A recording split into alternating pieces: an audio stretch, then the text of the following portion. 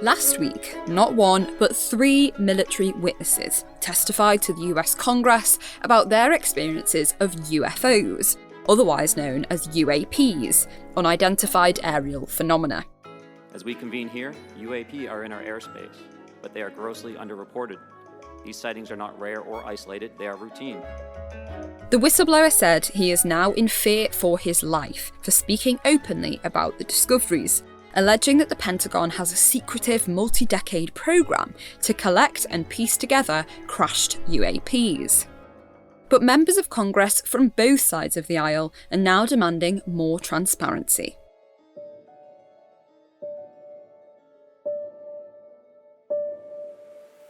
Today, I'm joined by science writer Stuart Ritchie and senior reporter Richard Holmes as we explore the line between fact and fiction in these new revelations. Stuart, Richard, thank you so much for joining us. Hello. I'm going to kick it off with a simple one. Are aliens real? Debate. Well, I mean, in my view, I have the boring view that everyone talks about the Fermi paradox. You know, this idea that if the universe is so large, there's so many galaxies out there, which, you know, in all likelihood have planets that are habitable and may have developed life, it is quite likely that there are other life forms out there. Quite likely, obviously, is a verbal way of expressing a number with huge uncertainty about it, but it seems to me that it's sensible to suggest that other life forms might exist. But the question of whether they've actually visited Earth using flying spaceships is something quite different. Richard, give us the context about why we are having this conversation now. Who's been testifying and what has led up to this moment? Yeah, so we're sat here talking about whether aliens are real or not because that's exactly what US politicians have been trying to find out. And last week, a Congress committee, the Committee on Oversight and Accountability, and their subcommittee, which looks specifically into UAPs, what we would call UFOs. And they've been looking into claims from a former US intelligence officer that there's a large-scale scheme to keep the presence of non-human life forms secret from the US public and politicians, and that there are in fact routine observations of unidentifiable flying objects in US airspace, and that in fact the US does unbelievably, I don't even know how to say it, it's like it's got them in storage, right? Yeah, they have an alien craft and apparently some biologics from that alien also stored somewhere in the US. And so this Congress committee, led by 2 Republican representatives who have really been pushing this forward, have opened up these hearings to really investigate what the government is keeping secret from them. They claim there's a massive cover-up underway regarding the evidence here around alien life forms visiting Earth. So they've got these 3 witnesses in. The former US intelligence officer, David Grusch, who worked for 4 years in the US government agency looking at UAPs, and 2 former military officers who both claim to have witnessed UAPs in real time and real life. And over hours-long hearings, they've been investigating the claims and trying to verify as much as they can. Well, it sort of has to be heard to be believed, doesn't it? So let's listen to some of the testimony here. You've stated that the government is in possession of potentially non-human spacecraft. Based on your experience and extensive conversations with experts, do you believe our government has made contact with intelligent extraterrestrials? Something I can't discuss in public setting. Okay, I can't ask when you think this occurred. If you believe we have crashed craft, stated earlier, do we have the bodies of the pilots who piloted this craft? As I've stated publicly already in my News Nation interview, biologics came with some of these recoveries, yeah. Were they, I guess, human or non-human biologics? Non-human, and that was the assessment of people with direct knowledge on the program I talked to that are currently still on the program. Stuart, these aren't sort of tinfoil hat types, are they? These are, ostensibly anyway, credible intelligence figures. Tell us why they are being brought before this committee and why these voices are perhaps more credible than normal. Yeah, these are, David Grusch, for instance, is a US Air Force intelligence officer. And when the claims first broke, the website that published them, the journalist there, went and talked to some other people, and they said he was very reliable and very credible, people who worked with him in the past. So, he had decent credentials and a decent reputation, it seemed. But, actually, if you go back and look at UFO stories, again and again and again, what you tend to find is it is people with good credentials. The videos, which I'm sure we'll come to, they're often verified to some extent by people who are experts in some sense. They're sailors or people who work on military tech saying, oh, I'm confused by this. I don't know what this is. It must be something strange. So actually, it's more common than you might think to have people who ostensibly seem like experts coming up with these stories. And in fact, it's almost a characteristic of these stories. Maybe it's a kind of a selection thing where we only hear about the stories that are put forward by people who seem very plausible. I think another reason that it was taken seriously at the start was he started off with, they're all mind-blowing claims, right? But he started off with relatively low-level mind-blowing claims. He started by saying the US government has alien craft. And that was the only claim that was made in this initial interview that was on this website, the Debrief, which is Tech Frontiers website, I think they call it. And then slowly he's ratcheted up the claims. So after that interview, he started talking about, well, it's not just alien crafts or unidentified crafts. It's actually, we have life forms too.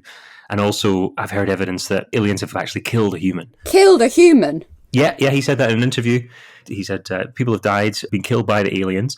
He also hinted that people have been killed by the US government in trying to cover up the aliens. He also then started making claims about the specifics of these alien spacecraft, including one that's as large as a football field, and also started telling a story about Mussolini had a UFO and the Pope had a back channel to the US to talk about the UFO. And it turned out this was a story which has been around for about 20 years in kind of UFO community. So it's kind of this ratcheting up of claims from a very low level and it almost seemed plausible once you hear the later ones. And I think maybe he was taken seriously at the start because he didn't come in immediately with there's aliens and they've killed a human. He started off on the lower level and then built up over time. Stuart, as you're sort of alluding to very gently and politely, it does get quite incredulous, doesn't it, quite quickly? And Richard is sitting here slightly giggling at some of these. I think it's fair to say they're pretty out there. But are we sure, playing devil's advocate, are we sure that none of this is true? Well, look, we can't be 100% sure, but the fundamentally important thing that everyone needs to bear in mind about this whole story is that David Grusch and all the other people involved in this have produced no actual evidence that any of this has happened, right? So this is all, well, you can say that eyewitness testimony is a form of evidence, right? And that's true. It is a form of evidence. We use it in court and so on. But it is one of the lower forms of evidence. We don't have any documents that say this.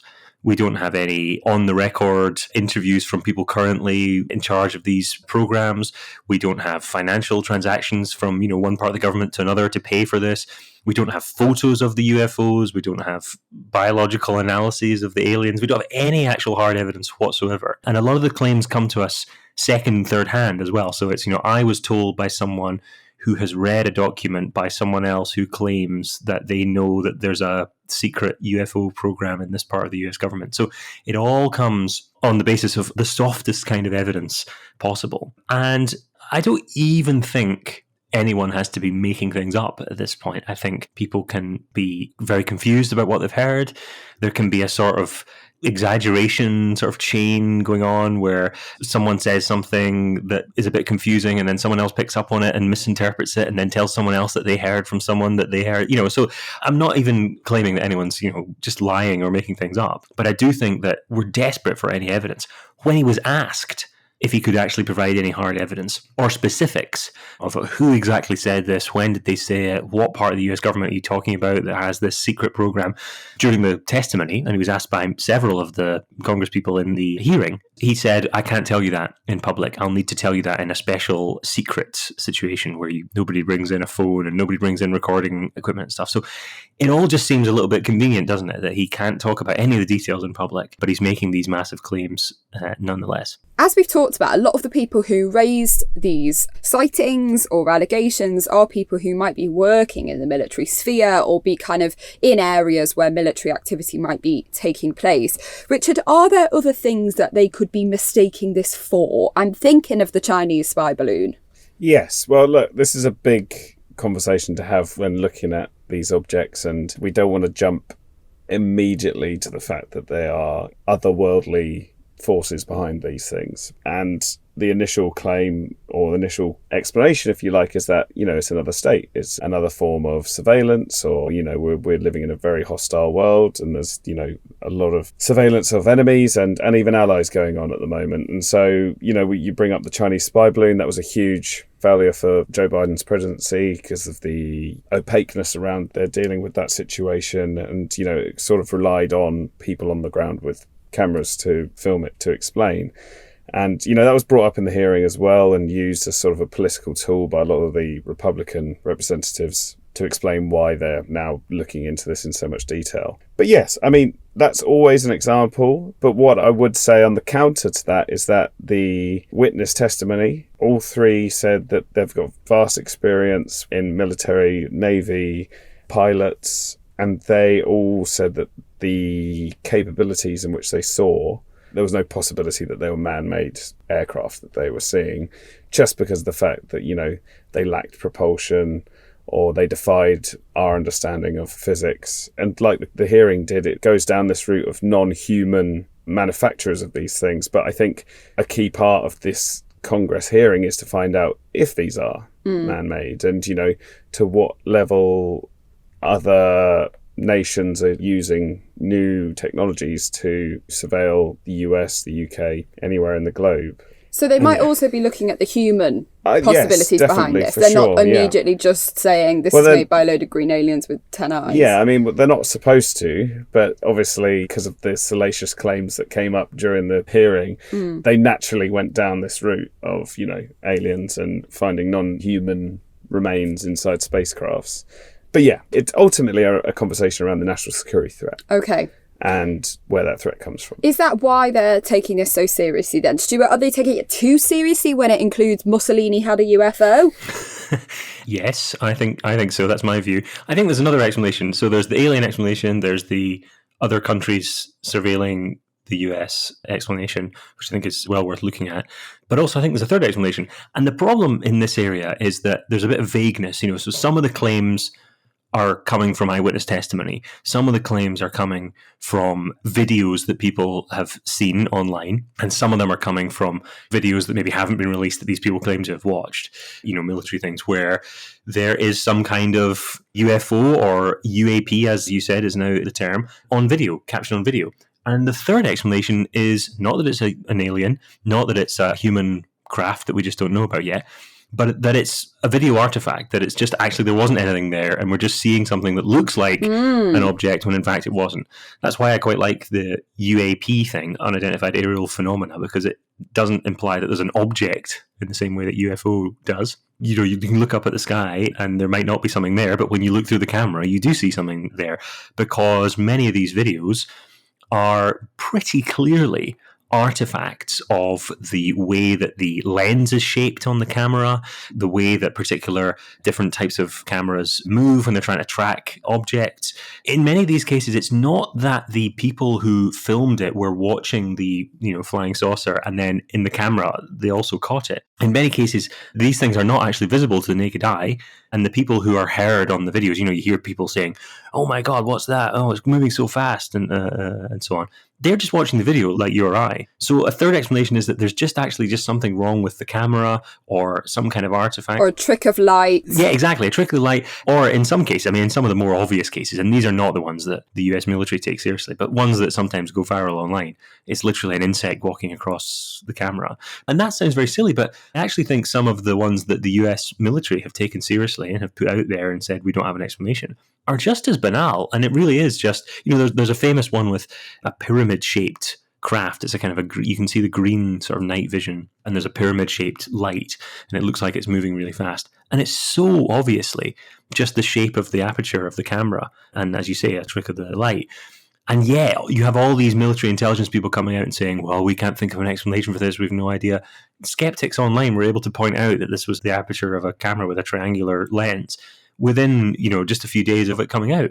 So I almost think this shows us that we shouldn't necessarily just trust what people are saying.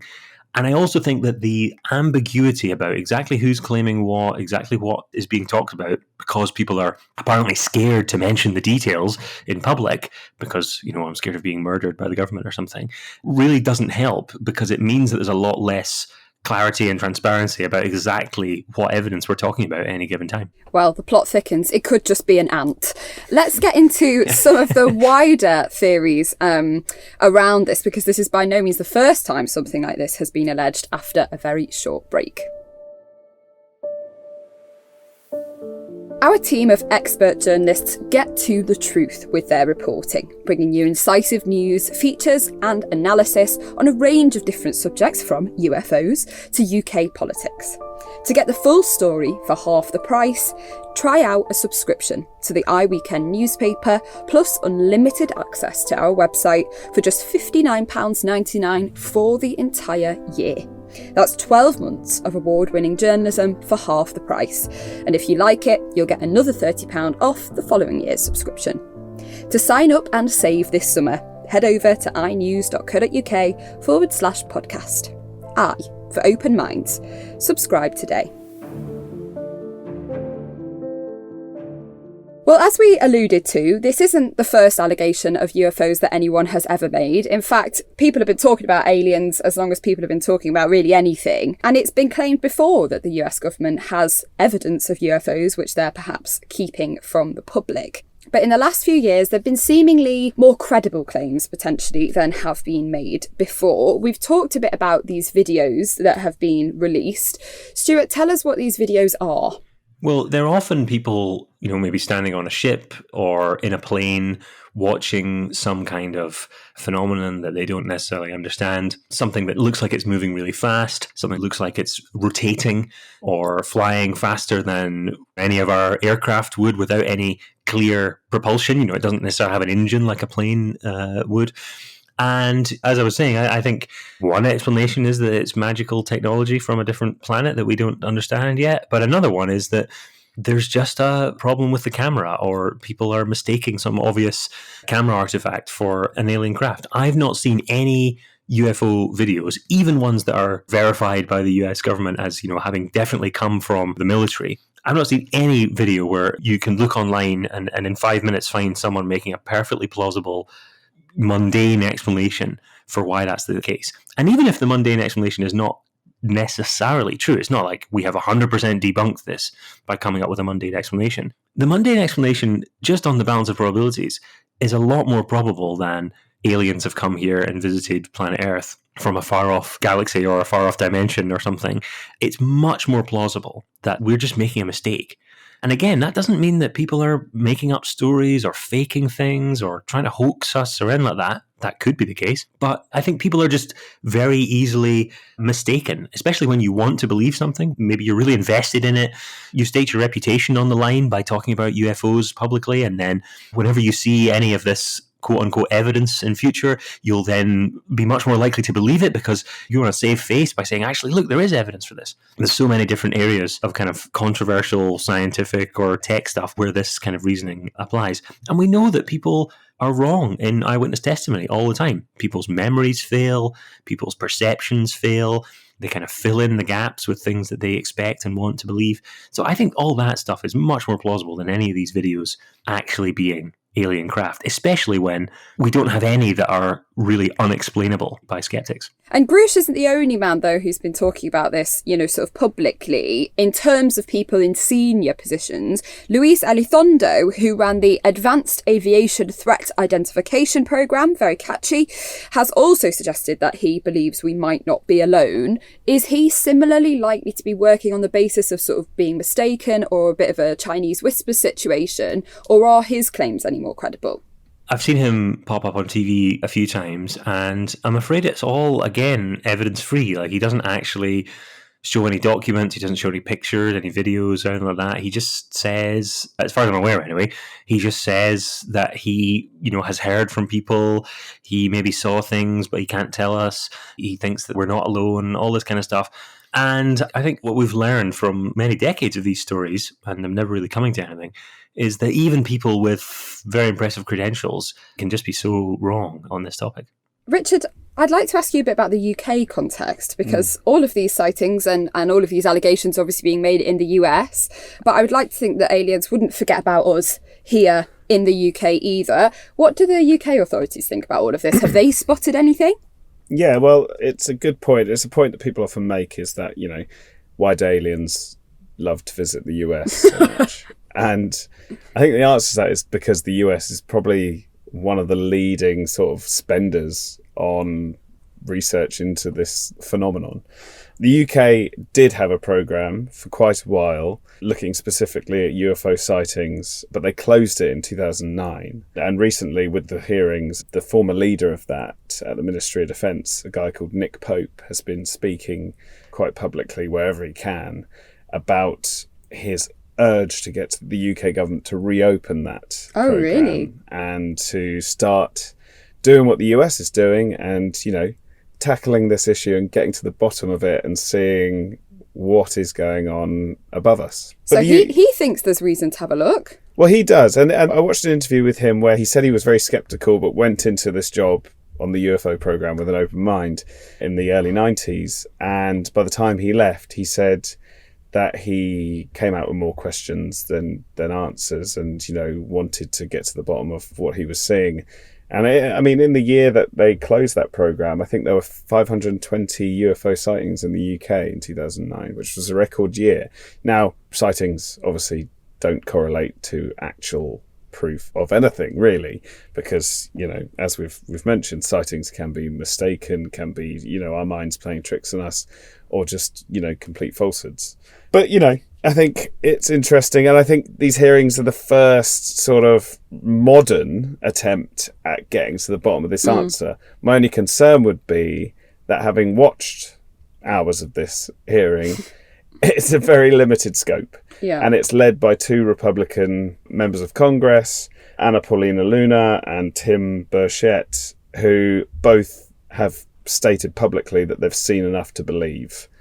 And so I worry that all this resource and all this pantomime is going in very narrowly on this very wide issue, because there may be legitimate questions here to look into, but I fear that they may have already made their minds up before they've got to the evidence. Interesting. Just before we leave the UK side behind, why did they close the programme? I believe it's because in the whole time that they'd been looking at this, they saw no reason that there was a threat to the UK public. Okay. And it was during a time when spending budgets were being cut. And I think the UK thought that it may be better to focus on threats from humans than non-humans. Interesting. Fair. Well, we'll see if they were vindicated in that one. There's some comparisons, aren't there, with conspiracy theories here, and certainly some crossover with conspiracy theories. Stuart, we've talked about the COVID lab leak theory on this very podcast. We'll put that episode in the show notes so that you can check that one out as well. Why is that comparison being made? Why is there this crossover between some of these very different theories? Yeah, I think a lot of these conspiracy theories, conspiracy beliefs correlate with each other. There's a thing, and it's a bit of an unkind phrase, there's a thing called crank magnetism, which people talk about, which is that if someone believes a slightly crankish theory in one respect, so maybe they believe that UFOs are definitely aliens that are coming to visit Earth, they tend also to believe in crank theories in other areas too, so they tend to be more likely to believe in homeopathy, and they tend to be more likely to believe in things like the COVID lab leak. Now, that's not to say by any means that the COVID lab leak is completely debunked like something like homeopathy. It's just that it does actually involve some level of conspiracy theorizing. I'm not necessarily even saying that conspiracy is a bad thing in this. It doesn't automatically debunk it just because of the conspiracy involved.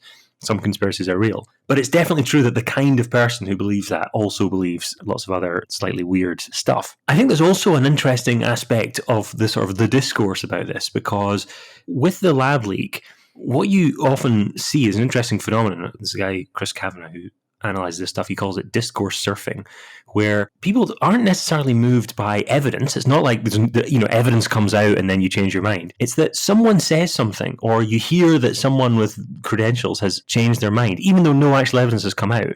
And then you've changed your mind completely. So with COVID, we saw this when the US Department of Energy has apparently put out a report where they say that it's more likely that the lab leak happened. And then you had this flood of newspaper articles, everyone saying, well, that's it. It must be a lab leak. That's it, sorted now. But no actual evidence had been presented, right? There was no actual reason. Just, the very lowest level of some unnamed person has changed their mind on this, who may or may not be in some authority position. With this, it's the same. Oh, suddenly the US government is doing a hearing this. Well, we must therefore upgrade our level of seriousness about which we take this view. But actually, again, as you just heard, hours and hours of testimony. No actual evidence was produced at any point, beyond just, I heard this from someone told me this. I think Grusch has said at various points that he himself has seen documents, but he hasn't ever produced them or shown anyone them. So we really need to just keep asking ourselves, has any evidence been produced? What is the actual evidence? And it's exactly the same in the COVID lab leak thing. What is the evidence that this is a lab leak? What is the evidence that this is a natural origin? What is the evidence that any of these claims about the US having UFOs is true? And I think once you ask that question, it really is slim pickings. Richard, I wonder if one of the reasons that people have always sort of propelled their own ideas onto, the concept of aliens is because there has always been perceived to be a bit of a government secrecy around this. It's not something that's talked about very regularly. Maybe it's easy to perceive of a cover-up. You work in the world of spies and secrecy and all sorts of invisible ink type things. Do you think that plays a part, that perception of secrecy?